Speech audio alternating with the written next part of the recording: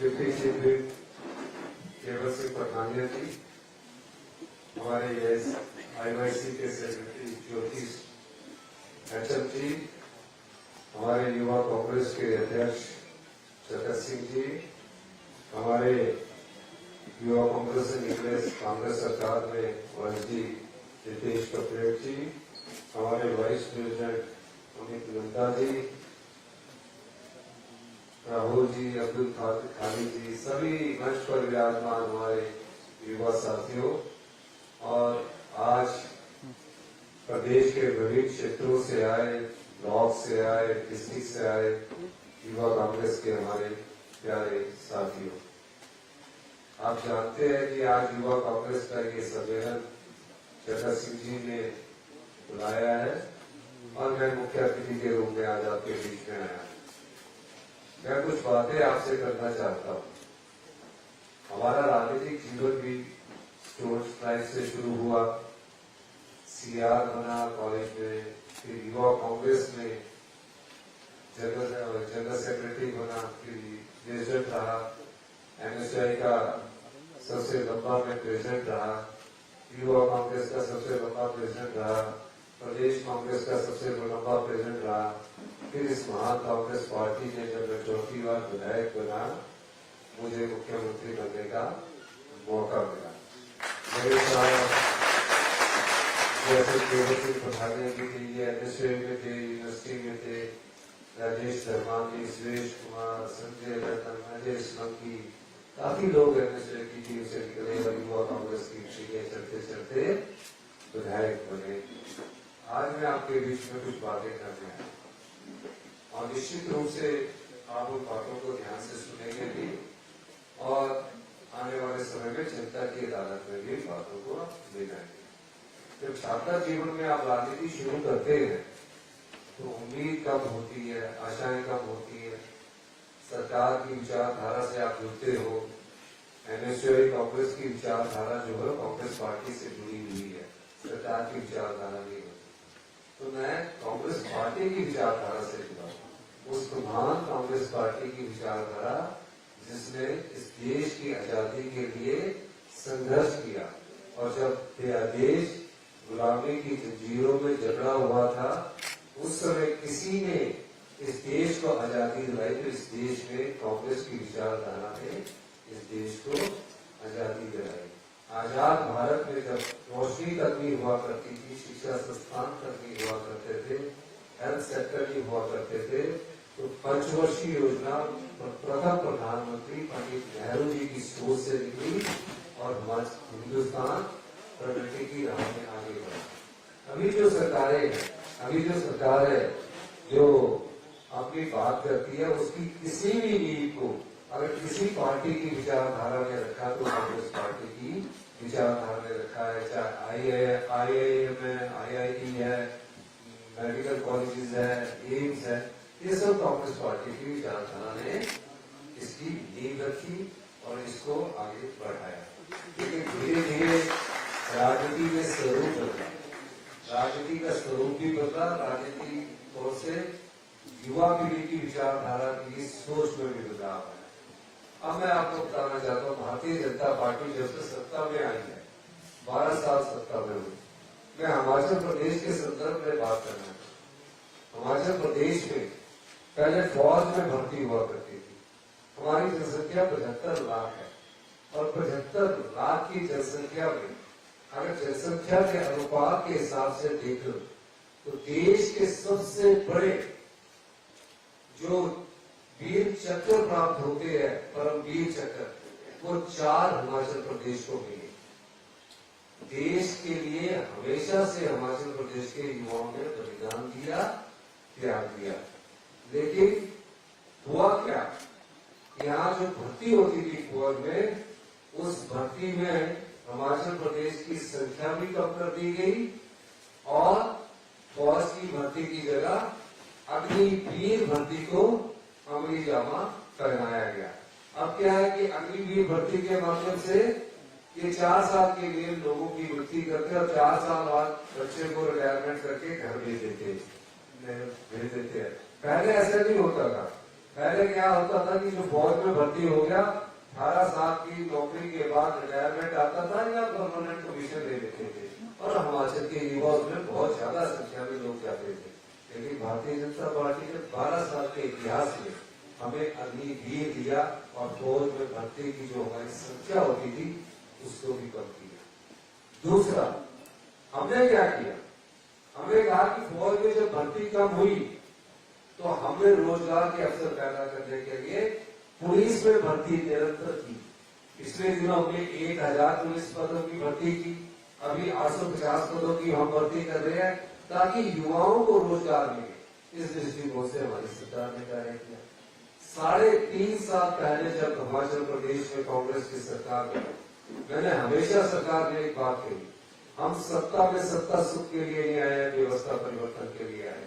और पहली व्यवस्था उस दिन परिवर्तित की गई जब सबॉर्डिनेट सिलेक्शन बोर्ड में, जो सबॉर्डिनेट सिलेक्शन बोर्ड था जिसमें नौकरियां बेची गई, पेपर लीक करवाए गए और भारतीय जनता पार्टी की सरकार सोई। पुलिस भर्ती का भी पेपर लीक हुआ। ये सब क्यों हुआ? क्योंकि उनकी मंशा अच्छी नहीं थी। और जब सबॉर्डिनेट सिलेक्शन बोर्ड की जब मैंने इंक्वायरी के ऑर्डर दिए तो बड़े चौंकाने वाले चीजें सामने आई। पता लगा कि पेपर लीक कर दिए जाते थे और जो बच्चे पढ़े लिखे थे, जो सोचते थे कि हम मेरिट में आकर अपनी प्रदेश की सेवा करेंगे सरकारी नौकरी में जाकर, उन बच्चों के साथ भी धोखा हुआ। और इंक्वायरी उठाई गई और पता लगा कि 50,000 1 लाख में पेपर लीक किए जाते थे। मैंने सबसे पहला कदम वो उठाया कि जहां पेपर लीक किए जाते थे, हमीरपुर जिले से था, मैं हमीरपुर डिस्ट्रिक्ट से था, मैंने कहा कि युवाओं के साथ जो धोखा भारतीय जनता पार्टी की सरकार ने पेपर लीक करवा के दिया है, हमने उस सबॉर्डिनेट सिलेक्शन बोर्ड को भंग किया। सबॉर्डिनेट सिलेक्शन बोर्ड को भंग ही नहीं किया, बल्कि उसमें जो सम्मिलित लोग थे उनको जेल की सलाखों के पीछे पहुंचाया, क्योंकि हमारी मंशा ईमानदारी से सही ढंग से रोजगार मिले इस दृष्टिकोण से थी। भारतीय जनता पार्टी के समय क्या हुआ? नीट के पेपर लीक हुए। जितने युवा बच्चे हमारे छात्र थे दिन रात मेहनत करते थे, मेहनत की और पेपर में बैठे तो पता लगा कि नीट के पेपर लीक हो गया है। पूरे देश में हजारों बच्चों के सपनों को सपना चूर हो गया जब पेपर लीक होता है। उन्होंने क्या एक्शन लिया?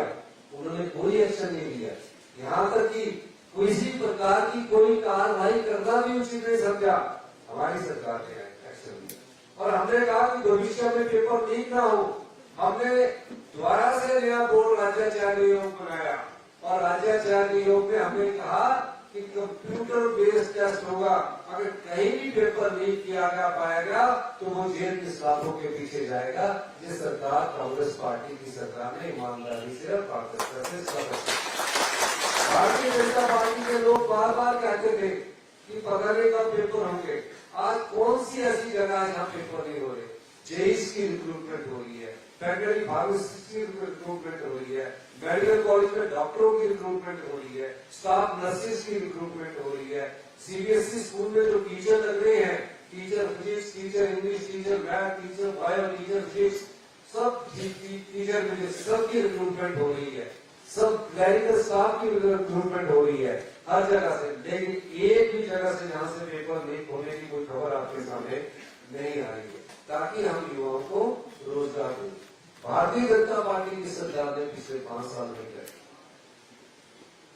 पेपर लीक इनका सबसे मुख्य धंधा था, क्योंकि अपने कैडर को लगाने के लिए पेपर लीक किए और ऐसे युवाओं के साथ धोखा हुआ जो बेचारे पढ़ लिख कर सिलेक्ट होना चाहते थे, सिलेक्ट हो सकते थे। जब पेपर लीक हो गया तो उनकी आशाओं पर भी पानी फिर गया। शिक्षा के क्षेत्र में महत्वपूर्ण बदलाव करने की बात आपको कहा। शिक्षा में क्या था? कमलनाथ की सरकार थी, भारतीय जनता पार्टी की सरकार, जिसमें जयराम ठाकुर जी मुख्यमंत्री थे, केंद्र में मोदी जी देश के प्रधानमंत्री थे। उसका शिक्षा का आंकलन किया गया, सरकारी स्कूलों की शिक्षा स्तर के आंकलन किया गया। आंकलन में क्या पाया गया? 2021 में क्वालिटी एजुकेशन में हिमाचल प्रदेश 21वें स्थान पर पहुंच गया। कौन से स्थान पर पहुंच गया? 21वें स्थान पर पहुंच गया। और 5वीं का जो बच्चा था, जो 5वीं का बच्चा था, वो दूसरे की किताब भी नहीं पढ़ सकता था, दूसरी क्लास की किताब भी नहीं पढ़ सकता था। यानी कि जो सरकारी स्कूल में पढ़ने वाले बच्चे थे, जिसमें टीचर मेरिट के आधार पर सिलेक्ट किए जाते हैं, उसमें 5वीं का बच्चा भी दूसरी की किताब ना पढ़ सके और क्वालिटी एजुकेशन में हम 21वें स्थान पर पहुंचे, तो शिक्षा के स्तर का हाल आप देख लीजिए। ये भारतीय जनता पार्टी की सरकार इस प्रदेश की जनता को देख रही है। हमने क्या किया? चुनावों से पहले 5,000 करोड़ रुपए की उन्होंने रेवड़ियां बांट दी, 650 शिक्षा संस्थान खोल दिए। कोई भी सरकार ऐसा हिम्मत नहीं रखती थी कि किसी शिक्षा संस्थान को खोल दिया जाए और उसको बंद करने की हिम्मत कोई भी सरकार नहीं कर सकती। हमने एक्ट किया। जब मैंने शिक्षा विभाग की बैठक की तो पाया कि अध्यापक ही नहीं है तो क्वालिटी कैसे बनेगी? यानी कि गांव के बच्चे जो सरकारी स्कूल में पढ़ते हैं, आम परिवार के बच्चे जो सरकारी स्कूल में पढ़ते हैं, गरीब मजदूर के बच्चे जो सरकारी स्कूल में पढ़ते हैं, वो सिर्फ नाम मात्र के स्कूल जा रहे हैं, क्वालिटी एजुकेशन नहीं मिल रही है। हमने फैसला किया और 3.5 साल बाद उसी भारतीय जनता पार्टी की सरकार ने जब शिक्षा के सरकारी स्कूलों का आकलन किया, क्वालिटी एजुकेशन को पाया, तो हम 21वें स्थान से 5वें स्थान पर पहुंचे और हमने बदलाव किया। और कैसे बदलाव हुआ? हमने पहली कक्षा से इंग्लिश मीडियम स्टार्ट किया। सभी स्कूल जहां टीचर्स थे उनको हमने मजबूत किया और कहा कि आपको परफॉर्मेंस देनी पड़ेगी। और उसके बाद हमने परफॉर्मेंस देखी और हम 5वें स्थान पर है। 5वें स्थान पर प्रदेश को हम रोकने वाले नहीं। हमें इसे हिंदुस्तान का पहला ऐसा प्रदेश बनाना जहाँ शिक्षा की क्वालिटी भी अच्छी हो और शिक्षा संस्थान भी अच्छे हो। हमने इस दिशा में काम करना शुरू और हमने Rajiv Gandhi game boarding school सरकारी क्षेत्र में बनाने शुरू की। फिर हमने देखा कि प्राइवेट और सरकारी स्कूलों में एक अंतर है। प्राइवेट स्कूल में एक बच्चा 50,000 रुपया फीस देकर सीबीएसई पढ़ रहा है और गवर्नमेंट स्कूल में सीबीएसई की व्यवस्था नहीं। हमने इस वर्ष 150 स्कूलों में सीबीएसई की व्यवस्था की और सीबीएसई स्कूलों में जो बच्चा 5,000 रुपया सरकारी फीस देता है, प्राइवेट स्कूल में वही बच्चा 50,000 रुपया सीबीएसई स्कूल की फीस देता है। हमने कहा कि हम सरकारी स्कूलों में जो सरकारी फीस है उस पर सीबीएसई की एडमिशन करेंगे और 150 स्कूलों में हाल ये हुए कि वहां बच्चों की संख्या 24,000 के करीब बढ़ी। गांव के बच्चों ने दोबारा उन सरकारी स्कूलों में एडमिशन लेना शुरू कर दिया। और हाल देखिए, अभी हमने सीबीएसई टीचर्स की जितने भी है राज्याचार्यों से इंटरव्यू करवाए। हमने नाम दिया teacher English, teacher math, teacher physics, teacher chemistry, teacher biology, commerce के भी। और मेरिट देखिए उन बच्चों की, जिसमें हमने बोला कि आपको 5 साल के लिए कैटेगरी बेस पर लाएंगे। जब रिटर्न के एग्जामिनेशन के बाद सिलेक्शन हुआ तो 88% वाले बच्चे सीबीएसई स्कूलों में सिलेक्ट हुए, सबने ज्वाइन किया, नौकरी मिल गई और हमारे सरकारी स्कूलों में हमारी जो संख्या है सरकारी स्कूलों की बच्चों की बढ़ गई। 3 Rajiv Gandhi game boarding school इस वर्ष काम पर आ जाएंगे। आप उन बिल्डिंगों को देखना, उन बिल्डिंगों को देखकर आप कहेंगे कि हम इस सरकारी स्कूल में पढ़ते हैं। आने वाले 5 वर्षों में आप गर्व महसूस करेंगे कि हमारे शिक्षा संस्थान 75 लाख की जो हमारी जनसंख्या में बच्चे पढ़ने वाले हैं, वो जो भी चुनौती होगी विश्व में आने वाले समय में, भविष्य में, उस चुनौती का सामना करने के लिए आप सरकारी स्कूल के बच्चों को तैयार कर सकते। ये शिक्षा प्रणाली में हमने बदलाव किया।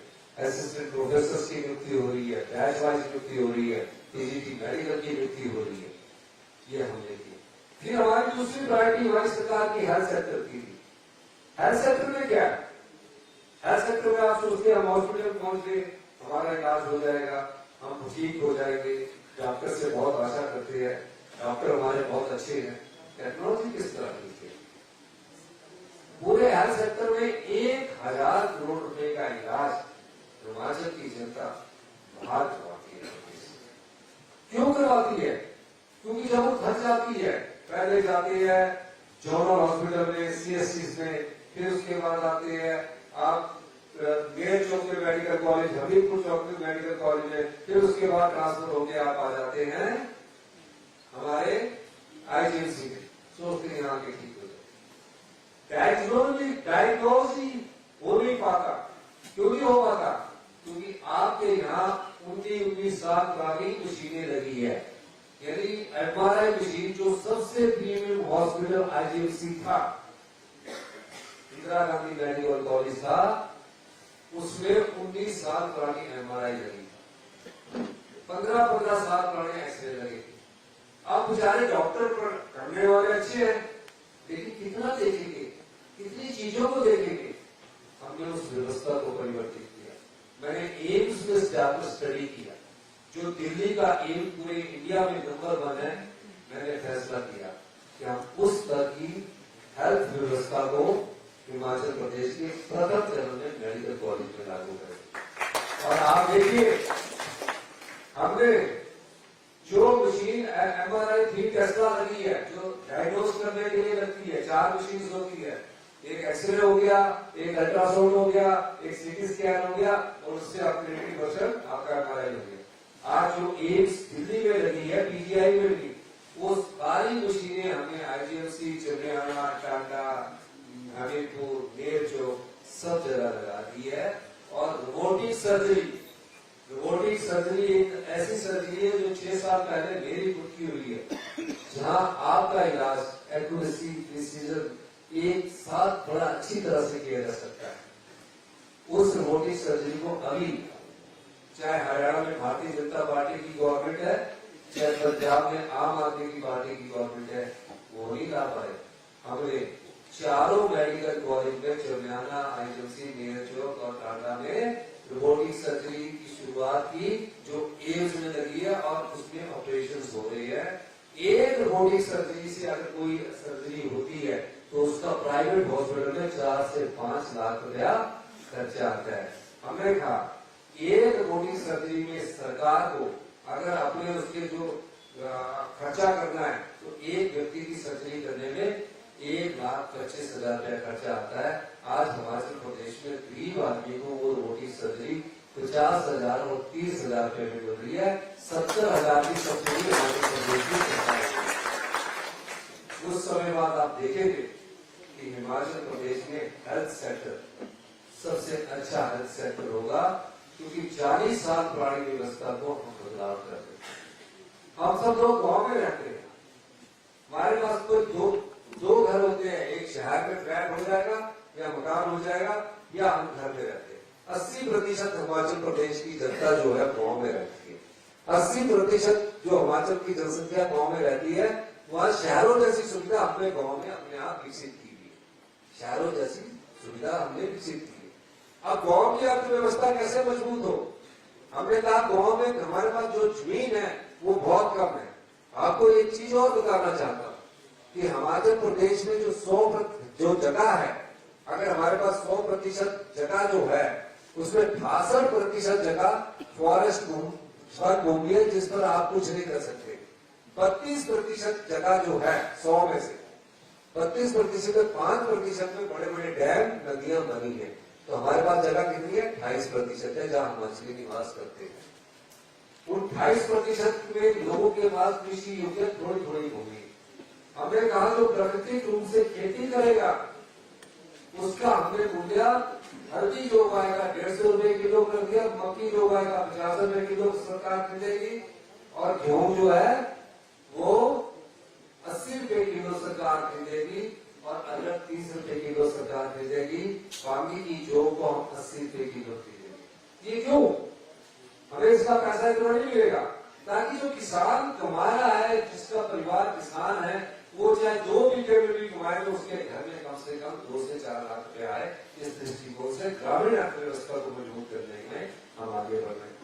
गाय के दूध का मूल्य हिंदुस्तान में पहला ऐसा राज्य बना जब गाय के दूध को सरकार खरीद रही है 61 रुपए किलो के हिसाब से, जहां भैंस के दूध को 70 रुपए के हिसाब से सरकार खरीद रही है। पूरे हिंदुस्तान में कोई भी राज्य ऐसा नहीं कर रहा। ये हमारी ग्रामीण समाज का। चौथी बात मैं आपसे करना चाहूंगा, सामाजिक सुरक्षा। सामाजिक सुरक्षा क्या होती है? आपने देखा कि भारतीय जनता पार्टी के लोग बार बार बोलते हैं, लेकिन मैं सामाजिक सुरक्षा के लिए मुझे बताना चाहता हूं। एक बहुत जो आप लोगों से जुड़ा हुआ है, हिमाचल प्रदेश में हमारी सरकार ने एक फैसला किया कि जिस परिवार की इनकम 12 लाख रुपया होगी, यानी महीने की 1 लाख रुपया होगी, उस परिवार का बच्चा अगर किसी भी प्रोफेशनल कॉलेज में जाता है, देश में या विदेश में, उसको 1% ब्याज की दर से 20 लाख रुपए का लोन हिमाचल प्रदेश की सरकार देती। यानी कि अगर कोई डॉक्टर बनता है, माँ बाप के पास इतने पैसे नहीं है और साल की आय 12 लाख रुपया है, तो वो क्या करेगा कि उसको 1% ब्याज के हिसाब से उसको 20 लाख रुपए का लोन मिलेगा। उसको सिर्फ एक एप्लीकेशन देनी है, डायरेक्टरेट ऑफ हायर एजुकेशन के पास एप्लीकेशन देनी है कि मेरा बेटा NIT में सेलेक्ट हो गया है, मेरा बेटा IIT में सेलेक्ट हो गया है, मेरा बेटा IIM में सेलेक्ट हो गया है, इसकी फीस 1.5 लाख है, वो 1.5 लाख रुपए का लोन आपको मिल जाएगा, ब्याज 1% लगेगा, उसका 7% ब्याज हिमाचल प्रदेश की सरकार देगी। और हमने ये भी कहा है कि जब वो कमाएगा उसके बाद उस पैसे की रिटर्न करेगा। यानी कि कई बच्चे PhD कर रहे हैं, कई बच्चे MPhil कर रहे हैं, कई बच्चे बाहर विदेशों में गए हैं, उस पैसे से वो विदेशों में जा सकते हैं, माँ बाप पर बोझ नहीं बनते हैं। ये योजना हम आपके लिए लेकर आए। उसके अलावा अनाथ बच्चे 6,000 है, 6,000 बच्चों का खर्चा कोई सरकार हिंदुस्तान में उठा रही है। पहले हिंदुस्तान की ऐसी सरकार है जिसने उन बच्चों के लिए कानून बनाया जिन बच्चों की ना तो माँ है ना तो पिता है। उनको इस कानून के द्वारा सरकार ही माता है, सरकार ही पिता है। चिल्ड्रन ऑफ द स्टेट का दर्जा देकर 27 साल की उम्र तक हिमाचल प्रदेश की सरकार उसका खर्चा उठा रही है। ये उठा रही है। ये योजनाएं आपने जनता को करानी है। जो बच्चा अनाथ हो गया, अगर वो उस पैदा होते ही अनाथ हो गया, माँ ने छोड़ दिया उसको, बाप ने छोड़ दिया, तो उस बच्चे को हम एक आया देते हैं और उसको हर महीने 1500 रुपया उसके अकाउंट में जमा करवाते हैं।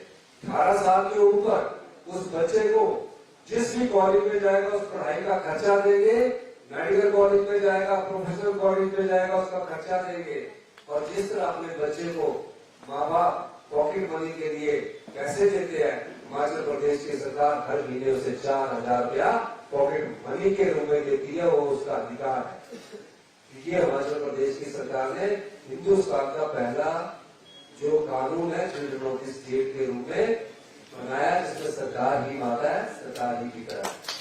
शादी के लिए 2 लाख रुपया देंगे, घर बनाने के लिए 3 लाख रुपया देंगे और पढ़ाई इंजीनियरिंग करेगा 27 साल तक 4,000 रुपया मिलता रहेगा।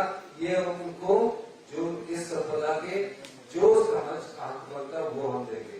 जो बहन विधवा हो गई है, जिसके बच्चे पढ़ रहे हैं, कमाने वाला चला गया, उनकी पढ़ाई का खर्चा कौन उठाएंगे? इंदिरा गांधी सुशिक्षा योजना के तहत उसकी पूरी पढ़ाई का खर्चा, हॉस्टल का खर्चा हिमाचल प्रदेश की सरकार उठाएगी। ये कांग्रेस पार्टी की सरकार ने अभी आपको दिया है। ये सब चीजों का लाभ आप लोगों ने उठाना है। इसके अलावा हमने प्रदेश के हित में क्या किया आप जानते हैं। ये मैं क्यों आपको बता रहा हूं, बाकी तो मैं आपको कुछ चीजें इसलिए बताना चाहता हूं क्योंकि भविष्य आपके हाथ में। जब हम आपकी उम्र में थे, मैं तो छात्र राजनीति से, युवा राजनीति से ऊपर उठकर मुख्यमंत्री की कुर्सी पर पहुंचा हूं। एक आम परिवार के लोगों का दर्द मैं जानता हूं। इसलिए जब बिना मांगे जो योजनाएं समाज के अंतिम व्यक्ति तक लाई जाए और उन योजनाओं को धरातल पर उतारा जाए और उन योजनाओं का लाभ समाज के अंतिम व्यक्ति तक पहुंचे, उन योजनाओं को जो सरकार अपने आप सोचकर योजनाएं लाती है उसको व्यवस्था परिवर्तन कहते हैं। ये व्यवस्था परिवर्तन है। शिक्षा के क्षेत्र में व्यवस्था परिवर्तन हो रहा है, हर सेक्टर में व्यवस्था परिवर्तन हो रहा है। भारतीय जनता पार्टी ने क्या किया? नारे बहुत अच्छे रखे। एक और इन्होंने अपना ट्रेंड चलाया कि हिंदू होने का सर्टिफिकेट हिमाचल प्रदेश में भारतीय जनता पार्टी की दुकान से मिलेगा और किसी दुकान से नहीं मिलेगा। हमसे बड़े हिंदू कौन हो सकते हैं? हम लोग रोज सुबह पूजा करते हैं, हमसे बड़े सनातनी कौन हो सकते हैं? भारतीय जनता पार्टी तो राजनीतिक लाभ के लिए जब अयोध्या में प्राण प्रतिष्ठा हो रही थी तो आधे दिन की छुट्टी की, हमने तो पूरे दिन की छुट्टी की। गाय पूजन हम करते हैं, कंजक पूजन हम करते हैं, सब पूजन हम करते हैं। ये हमारे को सर्टिफिकेट मांगने का काम कर रहे हैं। आपसे सर्टिफिकेट लेने की जरूरत नहीं भारतीय जनता पार्टी वालों से, पर आपने प्रदेश की संपदा को किस तरह लुटाया। एक तो ये आजकल भारतीय जनता पार्टी 5 गुटों में बनी हुई है, आप देख ही रहे होंगे। एक जगह नारे लगा रहा है, 5 गुट है। अब ये सोचते हैं कि 5 गुटों के ये सोचते हैं कि कहीं ना कहीं जिस तरह ये परंपरा चल रही है कि 5 साल बाद बदलती है सरकार, ये परंपरा जो चली है ये इस ख्वाब में रह गए कि 5 साल बाद जनता बदल जाएगी। अरे क्यों बदलेगी? तुमने तो प्रदेश की संपदा को लुटाया है। 5000 बीघा जगह बद्दी नालागढ़ में भारतीय जनता पार्टी की सरकार में आप सब लोगों ने ये बात जनता के पास रखी। कस्टमाइज पैकेज के नाम पर 5000 बीघा पता कितनी जगह होती है? 28% जगह है हिमाचल के पास, उसमें से 5000 बीघा जगह कहा कि बड़े बड़े उद्योग आएंगे 1 करोड़ रुपए में देगी और कहा कि जो इसकी रजिस्ट्रेशन है, जैसे आप जगह खरीदते तो आपका प्लॉट के रजिस्ट्रेशन के पैसे लगते हैं, उनको रजिस्ट्रेशन की मांग करती। 5000 बीघा लोगों की संपदा को इन लोगों ने लुटा दी, नाम दिया कस्टमाइज पैकेज। ये इन्होंने किया। 1000 करोड़ रुपए की बिल्डिंगें अपने ठेकेदार मिलकर उनको हिमाचल प्रदेश में बनाकर रख दिया। आज वो बिल्डिंगें खाली पड़ी। ये भारतीय जनता पार्टी की सरकार ने किया। हिम केयर नाम से एक योजना शुरू की, कहा कि हम गरीब आदमी को इलाज देना चाहते हैं। सबसे बड़ा घोटाला हिम केयर योजना में पाया गया, जहां ये दिखाया गया बच्चादानी का ऑपरेशन महिलाओं में होता है। यहाँ हिम केयर योजना में इंदिरा गांधी हॉस्पिटल में मर्दों का बच्चादानी का ऑपरेशन दिखा दिया। ये घोटाला भारतीय जनता पार्टी ने किया। ये मैं इसलिए बता रहा हूं, मनरेगा को बंद कर दिया। जितने पंचायत प्रधान थे जो डिमांड देते थे उसको बंद कर दिया। अग्निवीर मांग है फौज में भर्ती बंद कर दी और प्रदेश का जो 1952 से मिलता हुआ अधिकार था आरडीपी, उसको बंद कर दिया। फिर आपको जनता लाई, फिर कहते हैं कि हम सरकारी कर्मचारी की ओल्ड पेंशन स्कीम भी बंद कर देंगे। ये किस ख्वाब में रह रहे हैं? ये किस सोच में रह रहे हैं? सब कुछ बंद करने के बाद फिर भी इनके दिमाग में लगता है कि परंपरा बदलेगी, इस बार इतिहास बदलेगा। और मुझे ये पता नहीं है, जब मैं जो इस चीज को भूल गए, जब मुझे एडमिनिस्ट्रेटिव का अध्यक्ष बनाया था तो हर अध्यक्ष 30 साल रहते थे, केवल बुढ़ानी जी भी बैठे हैं। तो मैं सबसे लंबा एडमिनिस्ट्रेटिव का स्टेट प्रेसिडेंट था। 8 साल में यूथ कांग्रेस प्रेसिडेंट था। तो जो भारतीय जनता पार्टी के आजकल सलाहकार बने हैं हर्ष महाजन जी, उनसे लंबा प्रेसिडेंट था, सबसे लंबा प्रेसिडेंट था। फिर प्रदेश कांग्रेस कमेटी के अध्यक्ष यशवंत सिंह परमार जी के वाइफ होते थे, सिंगल टर्म में वो 6 साल 2 दिन रहे, मैं 6 साल 3 दिन रहा। और ये भारतीय जनता पार्टी भूल जाए, तुमने प्रदेश की संपदा को बेचा है। संपदा क्या होती है? जो 75 लाख लोग आप हैं, हर चीज पर आपका अधिकार है, ये आपकी संपत्ति है। सबसे पहले प्रदेश की संपत्ति होती है, उसके बाद देश की संपत्ति होती है। हमने क्या किया? हमने संपदा को बेचने से बुझाया है। हिमाचल की सरकार ने इस प्रदेश की संपदा अपने आंखों के सामने झुकने नहीं दी। व्हाइट फ्लावर आज 23 साल से 5 स्टार होटल है। केस नहीं जीतते थे, सरकार केस नहीं करती थी। मैंने वहां केस किया, सुप्रीम कोर्ट से जीता, 401 करोड़ रुपया व्हाइट फ्लावर हॉल से लिया। आज वो प्रॉपर्टी हमारे नाम पर और 2 करोड़ रुपया हर महीना सरकार के खजाने में हम ला रहे हैं। जिंदल ग्रुप है बहुत बड़ा इंडस्ट्रीज का, 1,00,000 मेगावाट का कच्चा बागतू प्रोजेक्ट है उनका। 12% फ्री वारंटी हमें पावर पर दे रहा था, कह रहा था 6% जो फ्री वारंटी वो मिल ही नहीं रही थी, क्योंकि सरकारी अधिकारी और कर्मचारी उसके खिलाफ केस नहीं कर रहे थे। हाई कोर्ट ने उनके फेवर में फैसला दे दिया। मैंने बोला ये हिमाचल की जनता के साथ अन्याय है। मेरे पास भी कई प्रकार के प्रलोभन लेकर आए। मैंने कहा मैं हिमाचल की जनता की संपदा से कभी समझौता नहीं कर सकता। हाई कोर्ट के ऑर्डर के बाद मैंने उसको रोका, सुप्रीम कोर्ट में ऑर्डर किया और सुप्रीम कोर्ट से हम केस जीते। आज हर साल 150 करोड़ रुपए की आय हिमाचल प्रदेश के खजाने में। किसानों कई मीटिंगें हुई 3 साल में केंद्र सरकार के मंत्रियों में। किसानों में मैंने कहा जिसको पानी चाहिए, पानी किसको चाहिए, कहते हैं ना पानी की कीमत में अब मोल हो रहा है। पानी चाहिए था हरियाणा को, पानी चाहिए दिल्ली को, पानी चाहिए राजस्थान को। अब तीनों राज्यों को पानी चाहिए तो उन्होंने कहा कि नेशनल इंपोर्टेंस का ही प्रोजेक्ट है, तो हम इसमें पैसा 90% केंद्र सरकार देगी और 10% जो पैसा है वो राजस्थान, हरियाणा और दिल्ली देगी।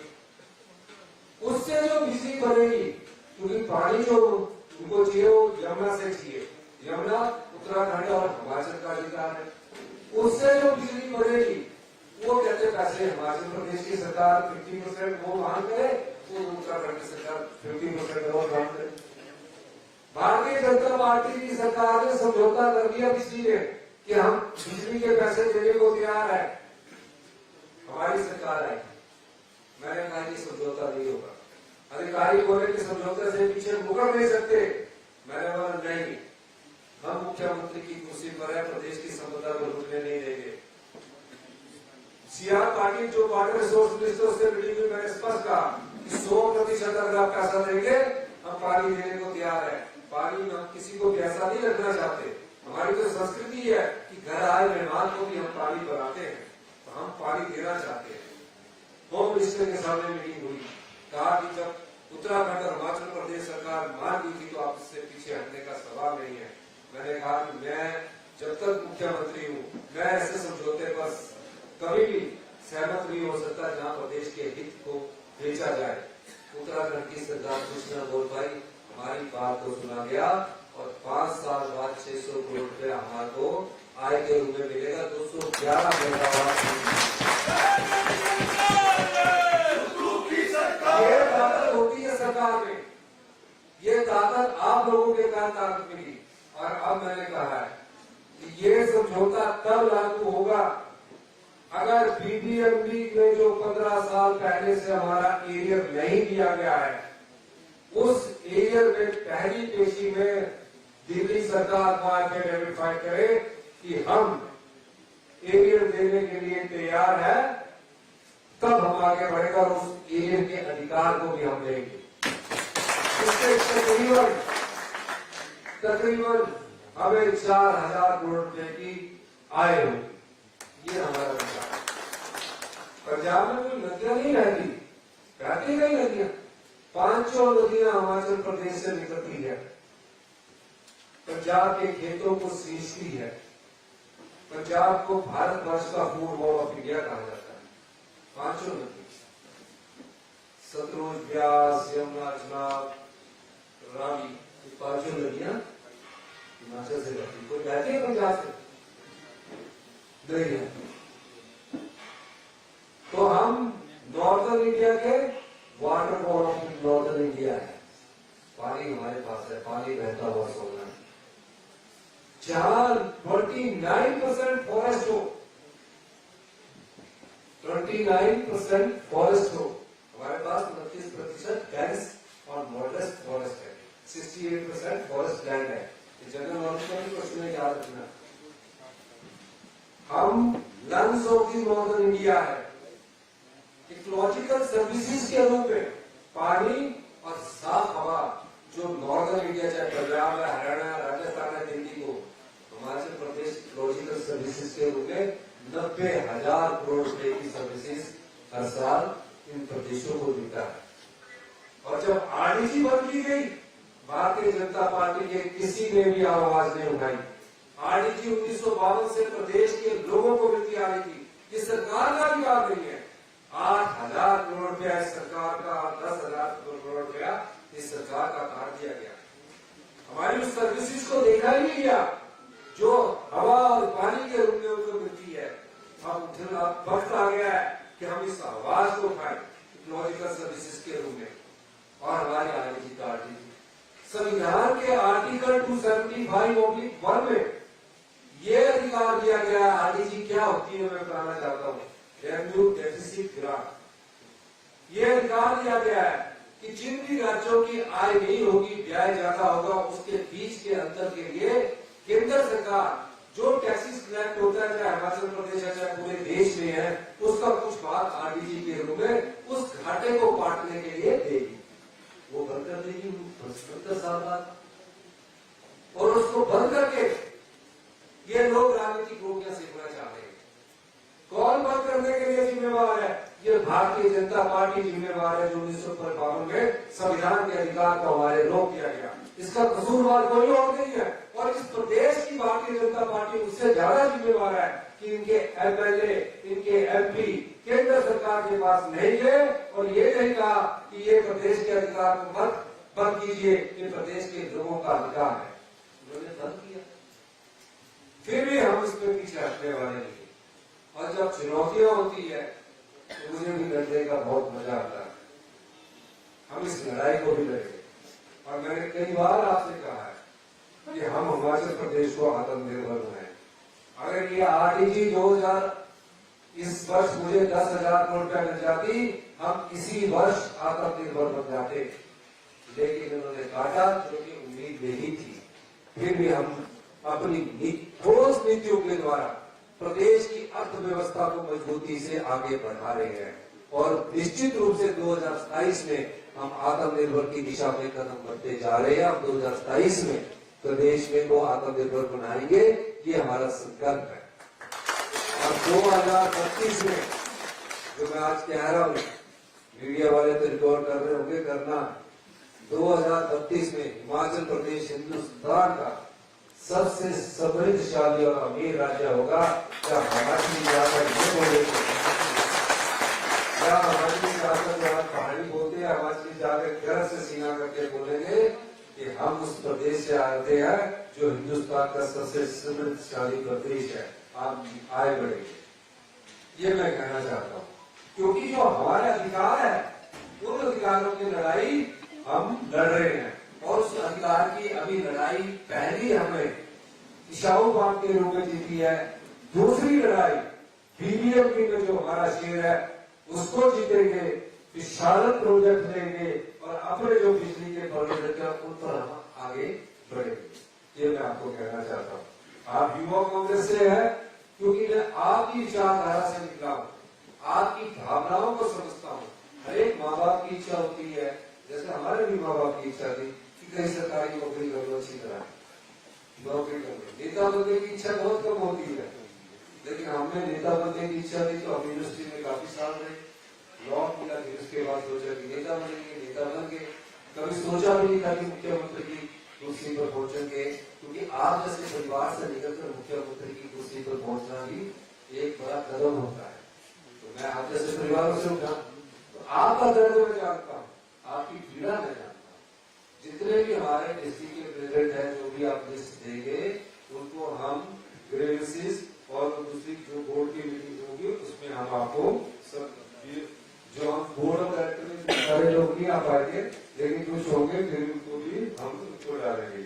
और मैं आपको ये भी कहना चाहता हूँ कि आप लोग निश्चित रहिए, जब आप में हौसला होगा, हिम्मत होगी, आप मजबूती से चट्टान की तरह खड़े होंगे, तो मैं दावे के साथ कहूंगा हिमाचल प्रदेश में इतिहास दोहराया जाएगा। ये आपकी ताकत है। आप सिर्फ 3 सवाल भारतीय जनता पार्टी से पूछिए कि भारतीय जनता पार्टी में जब राज्य में की सरकार थी तो क्या पुलिस पेपर भर्ती लीक हुआ कि नहीं हुआ? इससे बीजेपी वालों से पूछो। क्या कोऑर्डिनेट सिलेक्शन बोर्ड में पेपर लीक हुए, पेपर बेचे गए नहीं हुए? क्या प्रदेश की 5000 बीघा जमीन को आपने गोलियों के बात पर उद्योगपतियों को दिया कि नहीं दिया? क्या हिंदकेयर में घोटाला हुआ कि नहीं हुआ? 3 सवाल पूछिए। और हमारे बारे में जब वो पूछे तो आप पूछिए क्या जब से राज्य चयन नियोग में एक भी पेपर लीक हुआ है? रोज नई भर्तियां हो रही है, उसका जवाब वो लोग दे। आप ये भी पूछो क्या वाइल्ड फ्लावर और किसानों का और जेएसडब्ल्यू की लड़ाई हमने जीती कि नहीं जीती, जबकि तुमने 1000 करोड़ की बिल्डिंगें बनाई? एक भी आदमी पेपर लीक में बता दो। क्या रोजगार के नए अवसर निकल रहे हैं कि नहीं निकल रहे हैं, ये आपने पूछना है। आपने बोला मनरेगा बंद कर दिया, फौज में हमारे लोग भर्ती होते थे वो बंद कर दिया, हिमकेयर में घपले हुए, सब घपले करके आपने ये भी पूछना कि आप 2021 में क्वालिटी एजुकेशन में 21वें स्थान पर थे, अब कैसे 5वें स्थान पर आ गए? 19 रात पुरानी हमारे मिशन के बारे में आपने आईजीएमसी में क्यों नहीं सोचा? हमारी सरकार ने सोचा। ये सवाल पूछिए उससे। और जो ये हमसे सवाल पूछते हैं थोड़ा इंतजार करिए भारतीय जनता पार्टी के नेता। आने वाले समय में हम उन बातों का भी जवाब देंगे जो ये बातें हमसे पूछते हैं। और जो 1500 की बात है, आपने इसलिए आरडीजी नहीं दी कि 1500 रुपया ना दिया जा सके। हम अपने आप को मजबूत करेंगे, संसाधन मजबूत करेंगे और 1500 रुपया भी हम देंगे। समय के अनुसार तरीके से हम देंगे। लेकिन आप ये भी पूछिए कि देश के प्रधानमंत्री ने 1500 करोड़ रुपया की घोषणा की थी, वो कहाँ है? वो क्यों नहीं मिला अभी तक? पूछना चाहिए। प्रधानमंत्री घोषणा करके जाते हैं और देते कुछ नहीं है। ये सब चीजें उनसे पूछना है। इन्हीं शब्दों के साथ मैं एक बार फिर से युवा कांग्रेस के स्टेट प्रेसिडेंट, हमारे एआईसीसी के सेक्रेटरी ज्योतिष एचएम जी, हमारे सभी युवा कांग्रेस के पदाधिकारी, आप अपने से संबंधित कोई भी काम माननीय चंद्र सिंह जी के माध्यम से या जिला अध्यक्ष के माध्यम से मेरे पास आ सकते हैं और हम उन कामों को आपको पूरा करने की पूरी कोशिश करेंगे। आपने मेरी बात सुनी, आपका बहुत बहुत धन्यवाद। जय हिंद, जय हिंद।